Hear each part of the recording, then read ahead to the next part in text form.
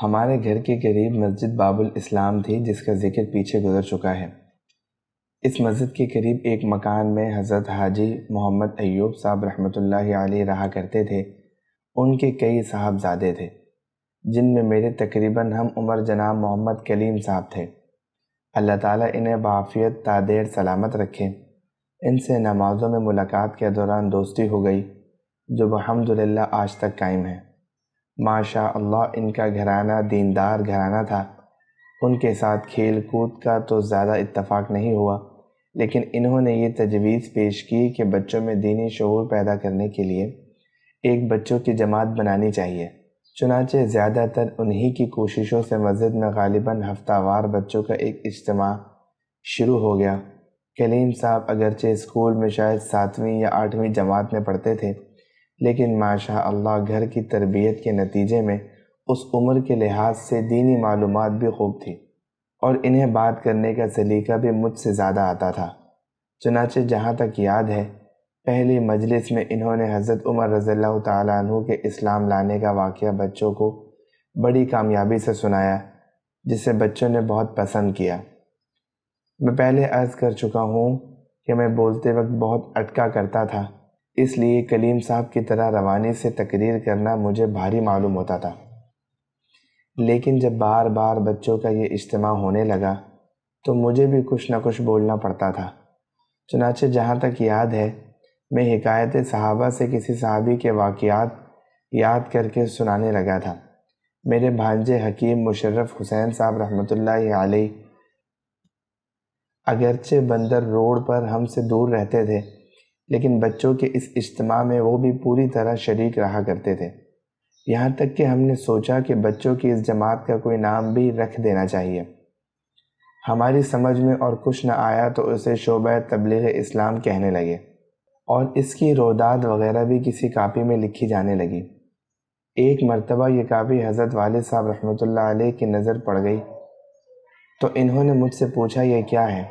میں نے ساری تفصیل بتا دی تو حضرت رحمۃ اللہ علیہ نے فرمایا کہ یہ نام مناسب نہیں، اس کا نام انجمن اصلاحی سبیہ رکھ دو۔ چنانچہ پھر ہم نے اسی نام سے ایک مہر بھی بنوا لی، اور یہ سلسلہ ہمارے بنس روڈ کا مکان تبدیل کرنے پر ختم ہوا۔ اسی سال یہ واقعہ پیش آیا کہ پاکستان میں سوریہ یعنی شام کے سفیر جناب جواد المراتب صاحب، جو اگرچہ مغربی وضع میں رہتے تھے، لیکن بڑے عبادت گزار اور صاحب دل آدمی تھے، اور حضرت والد صاحب رحمۃ اللہ علیہ کے پاس بڑی محبت اور عقیدت کے ساتھ آیا کرتے تھے۔ انہوں نے حضرت والد صاحب رحمۃ اللہ علیہ کو یہ تجویز پیش کی کہ سوریہ کا سفارت خانہ دارالعلوم کے ساتھ اشتراک عمل کر کے کراچی شہر کے مختلف علاقوں میں عربی زبان ڈائریکٹ میتھڈ سے سکھانے کے لیے مراکز قائم کر سکتے ہیں۔ حضرت والد صاحب رحمۃ اللہ علیہ نے اس تجویز کو پسند کرتے ہوئے اس کی منظوری دے دی، اور اس کے لیے دارالعلوم کو بنیاد قرار دے کر شہر کے مختلف اداروں میں یہ مراکز قائم کیے گئے۔ استاذ محمد امین المصری اس وقت سوریہ کے سفارت خانے میں کلچرل اٹیچی کے عہدے پر فائز تھے۔ عربی کی تعلیم کے ان مراکز کی نہ صرف نگرانی اور نصاب کی تیاری انہوں نے اپنے ذمے لی، بلکہ بذات خود عربی پڑھانے کے لیے بھی تیار ہو گئے۔ انہوں نے اپنا درس دارالعلوم میں شروع کیا۔ وہ ہر روز اپنا درس لکھ کر لاتے اور عربی ہی میں پڑھاتے۔ ان کے پڑھانے کا طریقہ یہ تھا کہ جو لفظ سکھاتے اس کے معنی عملاً سمجھاتے تھے، اور پھر ایک ایک طالب علم سے وہ لفظ کہلواتے تھے اور تلفظ صحیح کرنے پر خصوصی زور دیتے تھے۔ انہوں نے سب سے پہلے کتاب کا لفظ پڑھایا، اگرچہ انہیں معلوم تھا کہ کتاب کا لفظ اردو میں بھی اسی معنی میں بولا جاتا ہے اور سب طلبہ اس کا مطلب بھی سمجھتے ہیں، لیکن مجھے یاد ہے کہ انہوں نے کتاب ہاتھ میں لے کر لفظ کتاب کم از کم 50 مرتبہ ضرور کہا ہوگا، اور پھر اتنی ہی مرتبہ طلبہ سے بھی کہلوایا تاکہ وہ اس کا تلفظ صحیح عربی لہجے میں کر سکیں۔ اس طرح وہ ہر درس لکھ لاتے اور اس کی پوری مشق کرواتے۔ پھر ان کی یہی دروس کتابی شکل اختیار کر گئے اور طریقہ جدید التعلیم العربیہ کے نام سے شائع ہوا۔ شروع میں کچھ روز ہم نے استاذ امین المصری رحمۃ اللہ علیہ کے ابتدائی درس میں شرکت کی۔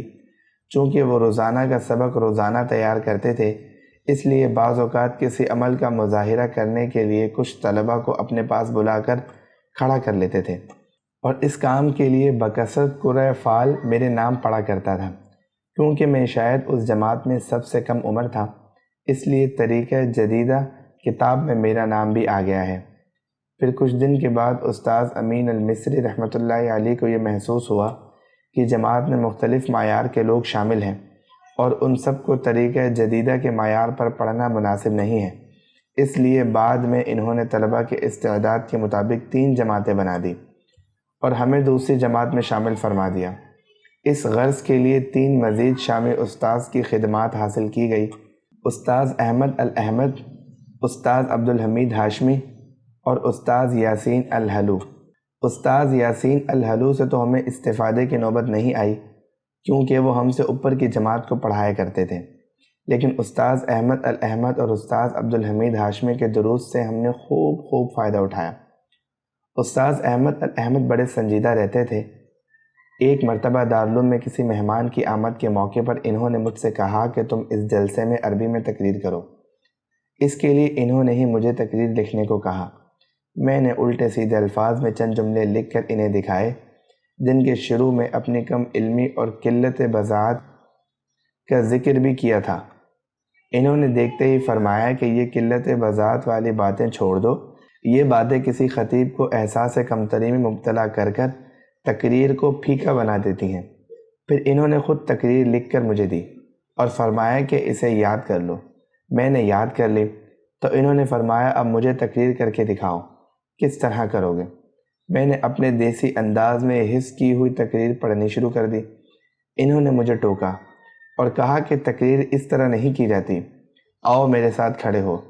پھر انہوں نے اپنا دایاں پاؤں آگے اور بایاں پاؤں پیچھے رکھ کر کہا کہ اس طرح کھڑے ہو، اس سے اپنے اندر خود اعتمادی پیدا ہوتی ہے۔ اس کے بعد وہ ایک ایک جملہ مجھ سے کہلواتے اور پھر کہتے یوں نہیں اس طرح کہو، اور پھر وہی جملے قدر گرجدار آواز میں کہتے، اور جب تک میری آواز اور لہجے میں مطلوبہ ٹھہراؤ یا گرج پیدا نہ ہو جاتی وہ مجھ سے ایک ہی جملہ بار بار کہلواتے رہتے۔ اس طرح انہوں نے تقریر کرنے کی پوری مشق کرائی، اور میں نے ان کی ہدایات کے مطابق جلسے میں تقریر کی تو انہوں نے مجھے خوب شاباش دی۔